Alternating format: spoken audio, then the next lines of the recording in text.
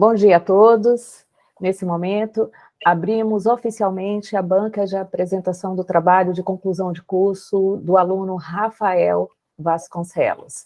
Nesse momento, eu, como orientadora, agradeço a presença e a participação dos professores Guilherme Campos e Absolon Silva, que compõem essa mesa como avaliadores. A partir de agora, Rafael, a palavra está com você. Você tem até 20 minutos para fazer a sua apresentação. Perfeito. Bom dia a todos. Gostaria de, primeiramente, agradecer à instituição, como um todo, Tribunal de Justiça, pela oportunidade, em específico a Emeron, né? Pelo serviço prestado, por toda a equipe que presta à sociedade um trabalho de proporcionar educação, qualificação a todos os servidores e à sociedade em geral.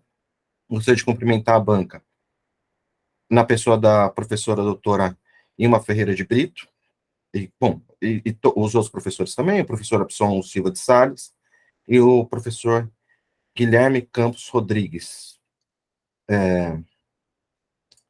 Vamos lá. O tema do artigo, da monografia, é sobre o IRDR, que é um instituto específico no novo Código de Processo Civil, que é um incidente de resolução de demandas repetitivas, e o seu impacto no sistema jurídico adotado no Brasil.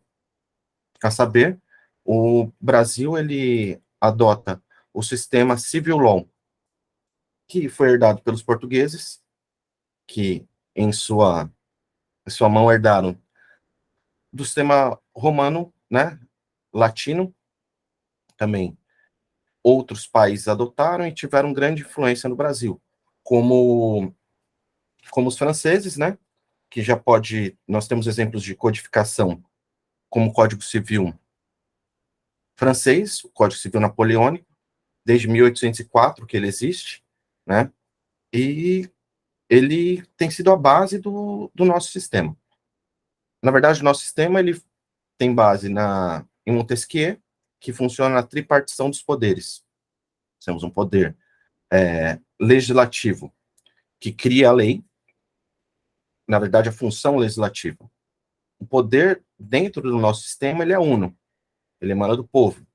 E as funções específicas de Estado são divididas. O legislativo, ele representa o povo e cria as leis. O executivo, ele executa essas leis, e o judiciário, ele simplesmente julga, ele é a boca da lei. Ele vai lá e aplica as leis no que couber dentro deles que houver excessos, né? Diferentemente de outro sistema, que é o Common Law, que é o sistema, aliás, importante antes, algumas características desse Civil Law, né? Esse Civil Law, que é o que a gente adota, ele tem, como nós já vimos, maior codificação, nós temos constituições federais, nós temos uma independência maior e a separação desses poderes, baseados nessa ideia de Montesquieu. A gente tem, essencialmente, leis escritas, e tem uma influência muito maior a lei escrita do que a jurisprudência. Sempre houve sistema de jurisprudência, de pequenos precedentes, mas a lei é maior. O precedente, ele fica adstrito à lei. Nada passa a lei, né? Então, nós temos normas jurídicas mais fortes, nós temos uma segurança jurídica maior, tem uma característica maior de centralização, como com os portugueses, né? Quando a gente ainda fazia parte de Portugal, a Assembleia da época, as câmaras, elas criaram a lei em Portugal e era aplicada por todo o Império, diferentemente do sistema Common Law, que é o sistema adotado pelos ingleses, e entre outros, os anglo-saxões, os americanos, que também sofreram influência dos ingleses, que é um sistema baseado em decisões e sentenças anteriores, precedentes, né? A lei, no caso da Common Law, ela tem mais peso quando ela é interpretada e aplicada.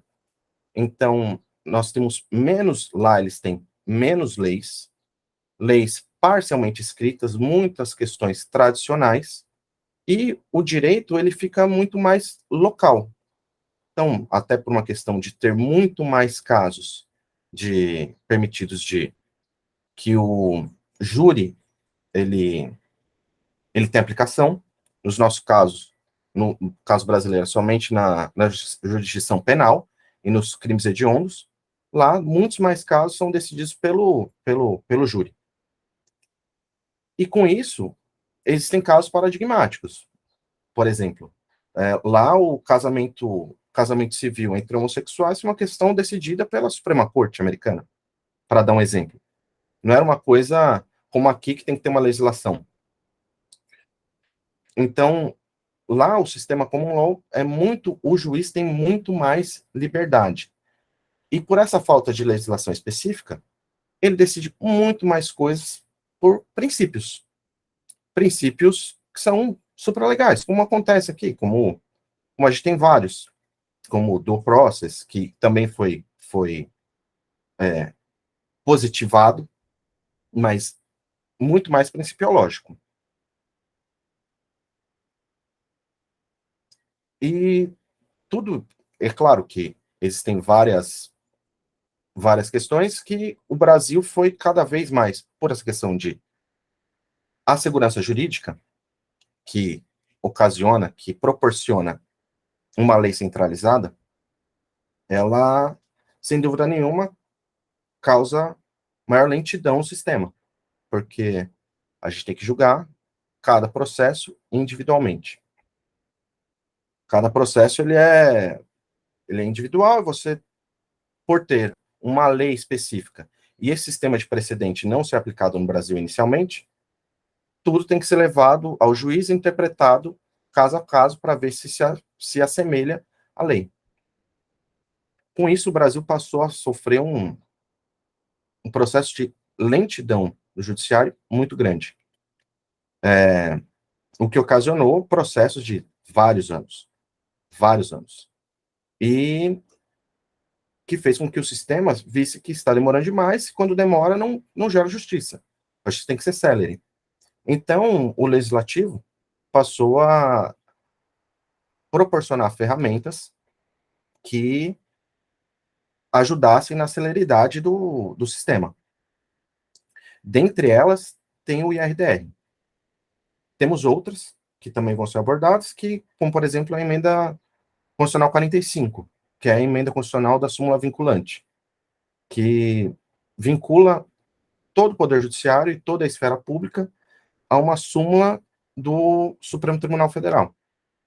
Uma súmula que são decisões reiteradas, que depois são sumuladas em uma pequena ementa, que serve para vincular, como disse, toda a administração pública. E que tem critérios importantes que também foram adotados no IRDR. Somente para esclarecer o IRDR, novamente, incidente e resolução de demandas repetitivas, é quando é identificado pelo juiz ou Ministério Público, ou pode ser apontado também pelo advogado, mas inicialmente pelo juiz, que essa demanda tem várias, como, por exemplo, questões consumeristas, questões de demandas de telefone contra a energia elétrica, contra a fornecedora de energia elétrica, por exemplo. Então, esses casos que têm o mesmo objeto, somente diferentes partes, ele é aglutinado, ele é suspenso, e ele é colocado para que o tribunal decida sobre. Esse tribunal, ele vai ter 1 ano de suspensão do processo para poder decidir. E essas causas, obviamente, têm os seus critérios elencados no artigo 976, que é a efetiva repetição dos processos, que contém controvérsia, e o risco de ofensa à isonomia e segurança jurídica. Todos eles no 976. Então, tendo isso, é suspenso o processo, é decidido esse modelo, esse caso paradigmático, e ele serve para os outros. E ele vincula. Ou seja, num futuro, alguém entrando com uma ação sobre esse tema, pode o juiz conceder a improcedência a improcedência do caso liminarmente, com base no artigo 332, inciso 2 do mesmo código, ou, se for a favor, ele fornecer a tutela antecipada, também com base no artigo, também não, mas com base no artigo 311, também inciso 2. E que oferece segurança jurídica, oferece celeridade, facilita, sem dúvida nenhuma, o judiciário, que desatola os seus processos. Contudo, também tem um risco, porque ele também permite que seja requerido pelo promotor a inaudita altera partes, que é a concessão da decisão sem ouvir a parte contrária. E em sendo casos que a parte não entende o caso dela, ou seja, a única forma que a parte tem de ter visto seu direito é pedindo o distinguish, né, que é dizer, opa, esse meu processo não é exatamente igual a essa tese. Porque se for igual a essa tese, está decidido e acabou. Inclusive, esse é uma das razões pelo que um grande doutrinador sobre o tema, a qual eu não discordo, mas tenho que citar, que é o Guilherme Marinoni, ele identifica que esse instituto é inconstitucional, porque ele não permite o contraditório da outra parte, não permite uma ampla defesa. Obviamente, ele já foi esperado há muito, mas é importante citar que é um doutrinador de peso que tem uma posição contrária à ampla maioria, né? Também é importante dizer que o IRDR, ele tem como base esse instituto, que vocês vão perdoar o meu alemão, que é o Musterverfahren, né, que é um instituto dos anos 2000, que é bem parecido com com esse RDR, só que tem uma diferença que é importante, que, primeiro, caso a parte que promoveu o processo piloto, processo modelo, desista, lá a decisão continua. Aqui fica prejudicado, inicialmente. Teria que se pedir que o Ministério Público entrasse como intervisse no processo e assumisse a autoria do processo, sendo julgado somente a tese, e não o caso em si. Já na Alemanha, é sempre julgado uma tese, uma súmula, uma tese geral sobre o processo, que aí sim é aplicada com os que aderem a esse caso, né? E por que é tão importante é importante essa pesquisa? E por que foram deixadas várias pontas soltas para que a gente possa fechar o final? Porque entendo que o IRDR ele é uma fusão entre dois sistemas, entre o sistema civil law e o sistema common law. Quanto o sistema civil law, ele tem características do centralismo, da segurança jurídica, do juiz sendo a boca da lei, estando tipicamente adstrito à lei. O sistema common law, ele tem características da independência local, da independência do juiz sendo, até porque a maioria desse país, até onde eu sei, o juiz também é eleito, ele tem maior independência local. Ele decide uma questão mais principiológica. Ele, até no meu trabalho no final, encontrei alguns autores que agora me fogem, que dizer que a opinião pública sobre o magistrado na Inglaterra é altíssima. Eles têm grande prestígio. Agora, aqui no Brasil, a gente vive uma tendência de estar distrito à lei, mas nem tanto. Eu poderia citar aqui alguns, na verdade, eu acabei voltando. Alguns casos, como por exemplo, tem o caso aconteceu há pouco mais de um mês, que e não é questão política, é questão de análise jurídica do que aconteceu. Que um parlamentar, durante o processo eleitoral, pediu que não fosse vinculado um documentário na internet, porque poderia levar a desordem informacional. Se fosse mentira esse documentário que citava um candidato, poderia ter risco à democracia. A magistrada, a ministra Carmen Lúcia, ela entendeu que não deveria ser vinculado, deveria ficar uma semana sem postar o vídeo na internet, porque mesmo que fosse censura, isso, excepcionalmente, poderia ser permitido, porque ocasionaria grande risco à democracia. Ou seja, nós temos positivado na nossa Constituição que é proibida a censura prévia. E um princípio da democracia foi colocado acima do que está na nossa Constituição. O que, no nosso sistema, e até é importante dizer, que no sistema civil law, de forma geral, a Constituição dá direitos. Enquanto nas constituições da Common Law, a gente pode pegar a Carta Magna de 1214, que reconhece o direito de todo cidadão livre de ter o due process, de ter o devido processo legal. De todo cidadão livre, quando preso, requerer ao rei a sua liberdade, o Instituto do Habeas Corpus. Ou na Constituição Americana, de 1774, que reconhece o direito à propriedade, ou à posse de arma, por exemplo, que são os valores dele. Enquanto isso, a gente tem a Constituição como sendo o ponto máximo. E com esse caminho que a gente vem traçando, de caminhar mais para o common law, a gente tem o melhor dos dois mundos ou o pior dos dois mundos, em que um instituto, que é a proibição de censura prévia, e aí as palavras da ministra, excepcionalissimamente, se for censura, tudo bem, porque é só uma semana. Só que, novamente, é uma tendência que nós vivemos, né?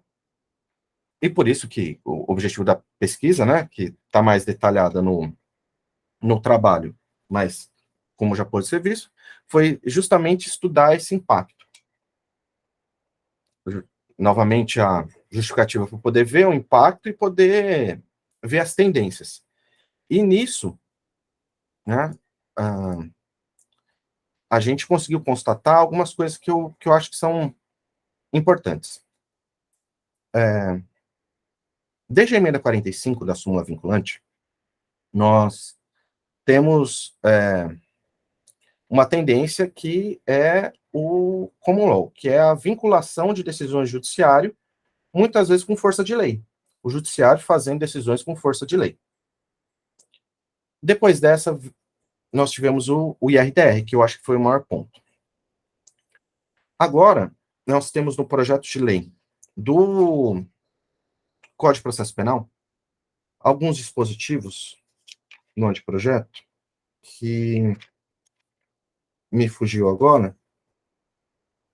Isso, o artigo 847 do anteprojeto, que ainda não foi aprovado, mas mostra uma tendência, que parece muito com o IRDR, que vincula, e que é um risco, por ser jurisdição penal. Então, assim, o ponto que eu quero dizer é que, independente de ser bom ou ruim, nós vivemos uma tendência de ir para a common law, das decisões judiciárias serem mais valorizadas. E vem aí as minhas considerações finais. O desembargador Alexandre Câmara, sobre o seu processo civil, ele diz que a advocacia, de modo geral, ela não é formada para casos coletivos. Eu não sei se eu coloquei essa parte no trabalho, mas faz todo sentido. A gente não é acostumado a demandas coletivas. A gente é acostumado à individualização dos problemas, né? Então, a gente tem que ter, não que o Instituto seja ruim, não que essas questões sejam ruins, porque a gente precisa de maturidade dentro da operação desse sistema para que nós não corramos o risco de superar o judiciário as competências do legislativo. E a gente tem que ter uma autoridade enquanto população, enquanto civilização, enquanto população brasileira, de cobrar o nosso legislativo e uma consciência que o poder é do povo. E os representantes nos representam. Então, a gente tem que ter cuidado para que essa tripartição dos poderes se mantenha equilibrada. Porque senão a gente vai acabar tendo poucas coisas boas dos dois sistemas e muitas coisas ruins. Mesmo porque, e digo isso porque é um instituto recente, esse IRDR de 2015, enquanto se discute essas questões de sociedade como um todo e limites do poder judiciário, na Inglaterra desde 1214, nos Estados Unidos desde 1774. Então, com toda a vênia, eu sei que é um tema que poderia falar por muito mais tempo, e peço perdão pela demora em alguns exemplos específicos, mas é isso, eu gostaria de agradecer a todos, e especialmente a minha orientadora, que pacientemente me orientou nessa jornada, e é isso, muito obrigado. Parabéns, Rafael, pela apresentação. Você foi muito fiel ao que você colocou no trabalho, né? É uma discussão interessante, como você bem disse, né? Num país onde a jurisprudência, né, torna-se lei, então, assim, é uma discussão, né, bastante importante, que alavanca outras discussões, né? Que é o que nós chamamos do ativismo.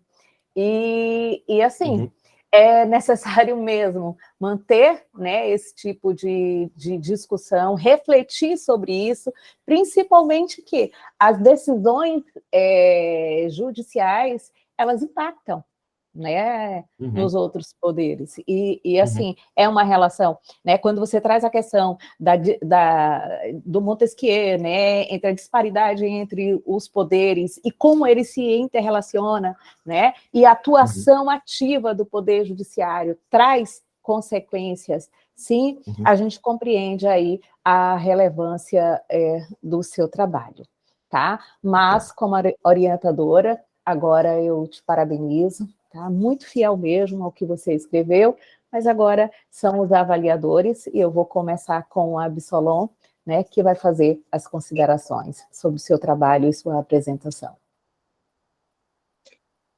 Parabéns, Rafael, gostei da apresentação.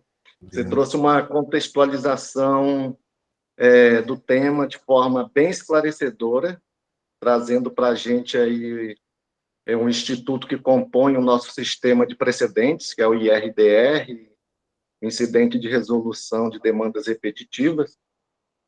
E, como a gente sabe, as relações sociais são complexas. E, então, é importante trazer assuntos para a discussão acadêmica como esse que você está nos apresentando. Trouxe para a gente aqui, fiz algumas anotações, fez uma abordagem aqui sobre os nossos dois sistemas jurídicos, o Civil Law e o Common Law.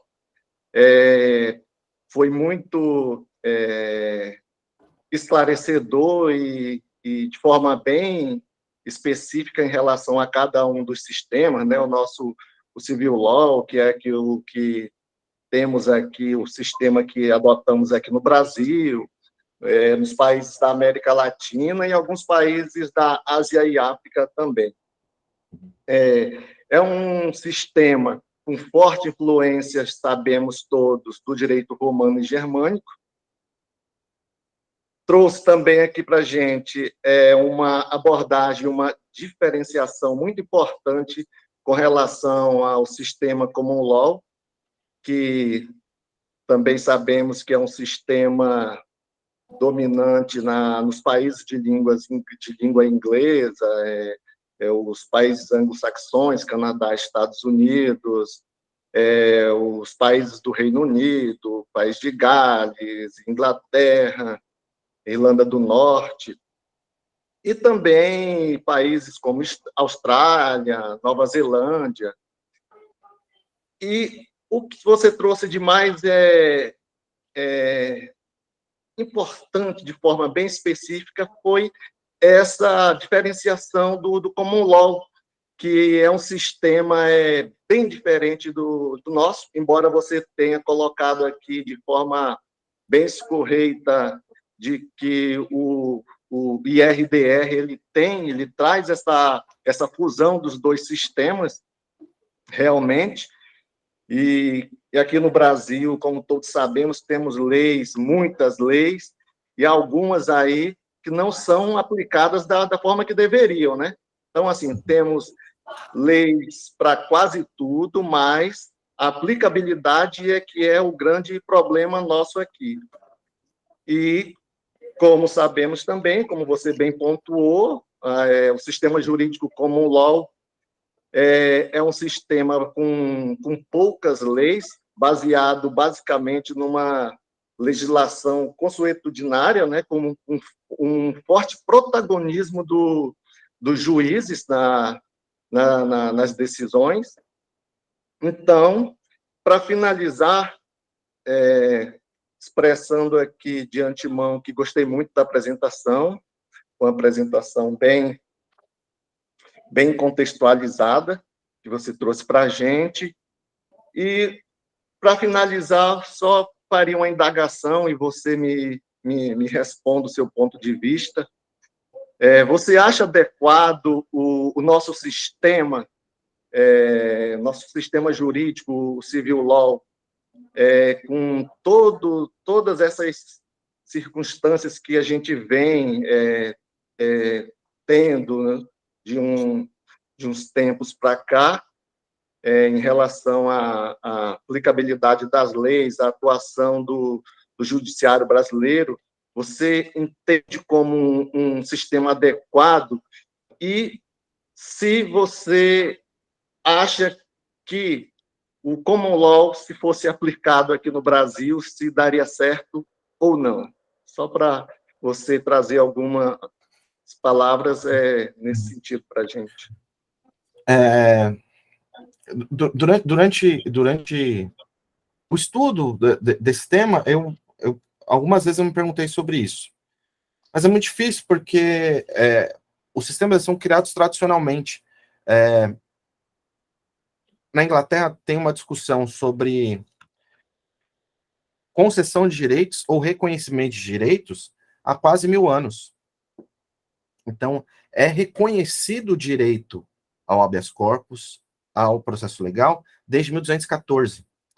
Enquanto, não dizendo que Portugal seja pior ou melhor, nós devemos muitos aos portugueses que vieram para cá, na sociedade de modelo português. Mas enquanto a primeira Constituição de Portugal, salvo engano, é de 1823, ou algo assim, que foi com a Revolução do Porto e começaram alguns dispositivos. Foi quando voltou o Dom João VI. Então, o nível de discussão é diferente. Outra coisa, o poder local nesses países de influência inglesa é muito maior. Lá, o Instituto Júri é presente na maioria dos casos. Então, é muito difícil comparar. O que eu acho que tem que ter cuidado novamente, questão política de lado. Não é isso, mas é jurídico. Que se nós temos lei, e se o nosso sistema prevalece a lei tem que ser superior. Um princípio só pode ser aplicado como fonte secundária. E o que está acontecendo, e aí não uma crítica específica ao autor, mas é por não concordar por uma tendência que é do judiciário como um todo, que não está citado no trabalho, mas o Roberto Barroso, ele especifica sobre o neoconstitucionalismo. São as relações constitucionais, não só pessoa-estado, mas relações lateralizadas. O constitucionalismo como um todo.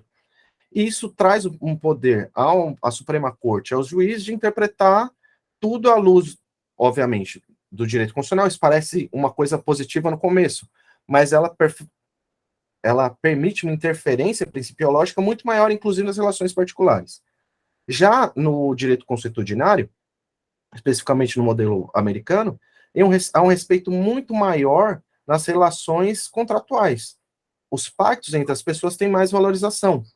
Então, é muito perigoso, por incrível que pareça, as relações de segurança jurídica em países como os Estados Unidos e Inglaterra são muito mais seguras, relações jurídicas, que no Brasil, porque em tudo o poder judiciário interfere, mesmo nas relações interpessoais, né, as relações lateralizadas contratuais. Então, eu não tenho uma opinião de qual seria melhor.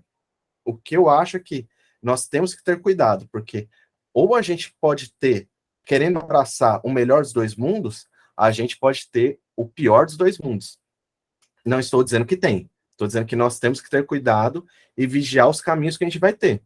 E nisso, e aí sim entrando numa questão não político-partidária, mas política, nós temos que controlar o nosso legislativo. O poder é do povo, eles só o exercem. E quando só o exercem, são todas as funções legislativas. O judiciário, o executivo e o legislativo têm um poder que é nosso. Ponto. Não sei se eu consegui responder a questão. Conseguiu sim, foi esclarecedor. Parabéns pela apresentação, novamente. Obrigado. Com a palavra agora, o professor Guilherme Campos. Obrigado, professora Aina. Bom dia, professor Solon. Bom dia, Rafael. Parabéns pela sua explanação, pela escolha do tema. Fiquei contente não só pelo convite, mas pelo tema, né, que foi...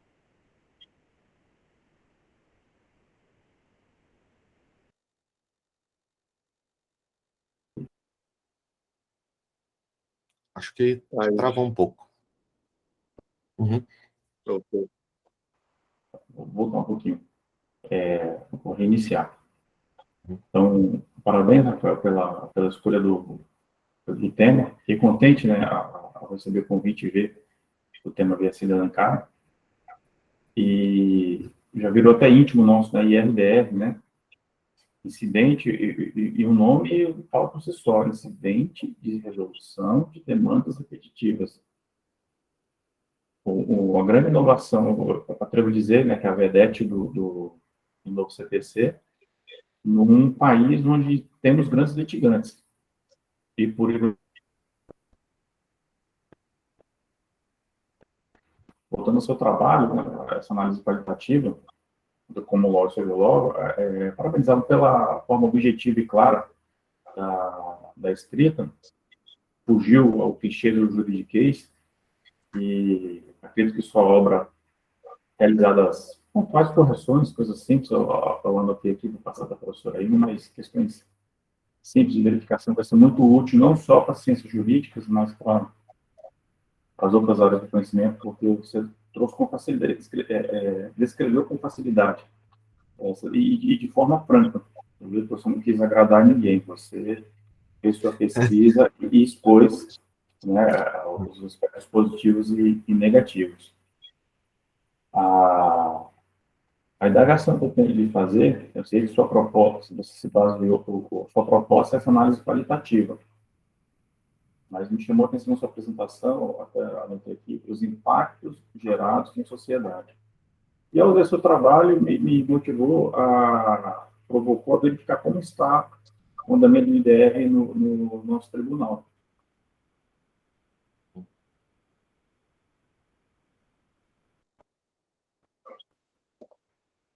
Passo. Num tribunal que recebeu o quarto selo de diamante, né? Então, a gente pode dizer sem medo que é um dos melhores do Brasil. Com base na sua pesquisa, vamos dizer, 7 anos, né, mais o backlog, vamos dizer, enfim, mas já temos um tempo razoável de vigência do novo CPC, por sua vez, do IRDR. Com base na sua pesquisa, o que você atribui esse baixo impacto, ou essa baixa adesão do IRDR, do ponto de vista prático? Bom, assim, preparando para essa apresentação, como eu disse, eu me deparei com alguns escritos, porque quando a gente está escrevendo, a gente, até pela pressa, eu acabei não colocando essa citação, passei batido. Mas esse parágrafo específico do desembargador Alexandre Câmara, ele fala sobre a preparação da advocacia para acionar, para ações coletivas. Eu creio que, primeiro, uma baixa preparação da advocacia para esse tipo de ação. Coletiva, no caso, né? E o IRDR em específico, é porque as questões de abordagem do IRDR são questões que têm que ter o mesmo objeto. E a maioria das relações, elas são individuais. É mais difícil você absorver uma tese de uma questão. Então, são mais questões, ao meu ver, que eu enxergo, consumeristas, são mais relações. É o que eu mais consigo enxergar. Ou, por exemplo, em uma cidade, ou em um estado, que tem uma empresa uma concessionária de carro. São mais questões como essa. Ou o estado que acabou fazendo uma coisa que prejudicou muitas pessoas. Sinceramente, acho útil o Instituto. Eu quis fazer uma análise um pouco mais qualitativa do sentido que o sistema jurídico estava passando, porque eu achei que o IRDR era um passo para esse sentido, porque, como foi feita a análise dos números, é fácil hoje em dia você ver no CNJ. Mas essa análise qualitativa do porquê, eu acredito porque foi criado um grande instituto, mas que a aplicação prática dele é pequena, porque tem que ser um caso muito específico, você tem que absorver uma tese de um processo para poder aplicar a outros. Então, durante a confecção da pesquisa, eu vi que era muito mais uma questão de um passo para tornar toda a vênia e toda a sinceridade que vocês viram que tem no trabalho, um passo para poder caminhar para esse neoconstitucionalismo, caminhar para o common law, caminhar para algo mais principiológico do que efetivamente um instituto que vai ser efetivo na celeridade processual, porque a sua aplicação é muito reduzida. Novamente, com toda a vênia possível.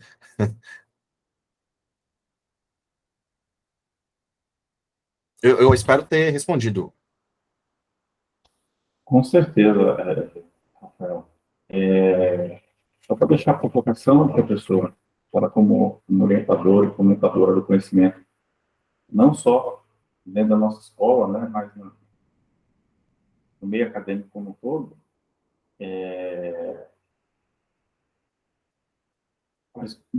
me desculpe pela coloquialidade, mas se apertar o Rafael, professora, sai mais. E eu vejo que ele tem muito a dar com esse tema, aprofundando essa pesquisa, e já é um pré-candidato ao DH-Juiz. E eu vou finalizar com a provocação, Rafael. Esse ano, nós sediamos, aqui a Emeron, o primeiro encontro judiciário estadual com o setor aéreo. Legal. O setor aéreo brasileiro, infelizmente, se reduz a 2 ou 3 empresas, que, por sua vez, a litigância é altíssima. Mas fica a provocação, na minha ótica, você atingiu o seu objetivo, e vejo que a gente pode dar passos mais largos na sua pesquisa. Parabéns, professora. Obrigado pela aula. Obrigado.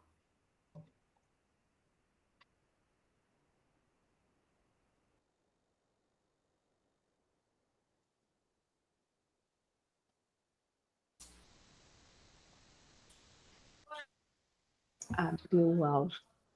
Não estava conseguindo abrir o áudio. É isso aí. O Rafael, à medida que ele ia respondendo aos professores, eu ia pensando exatamente isso. Pode apertar que sai mais.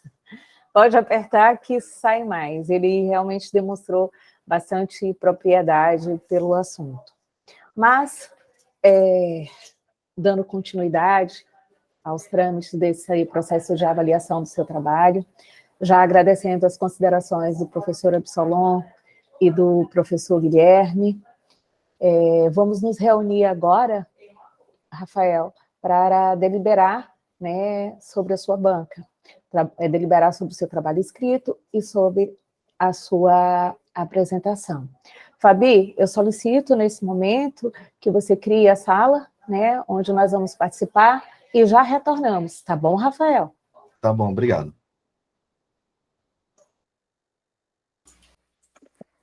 Fala criada, professora.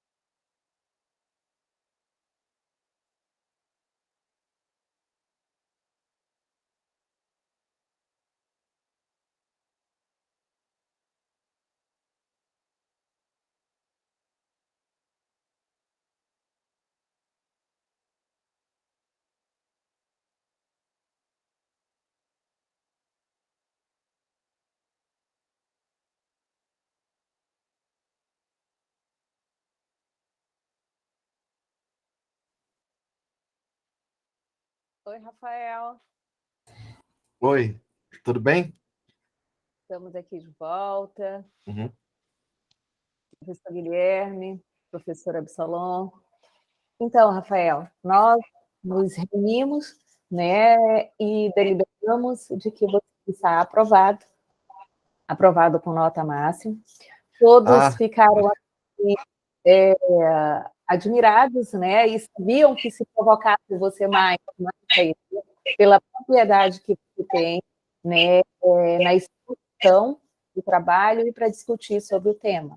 Então, isso foi observado pela banca e aí gerou a tua aprovação com a nota máxima. A única consideração que foi feita pela banca é que você deve fazer aquela revisão de praxe, questões ortográficas, né, e rever também a formatação para o envio do trabalho final. Então, parabéns, e finalizamos aqui essa sessão, ao tempo que agradeço aos professores Guilherme e Absalom pela participação.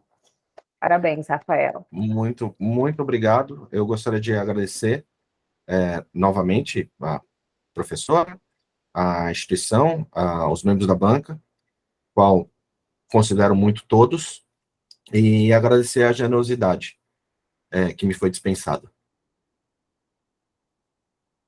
Ok. Muito obrigada a todos. Finalizamos aqui a apresentação pública desta banca. Obrigado.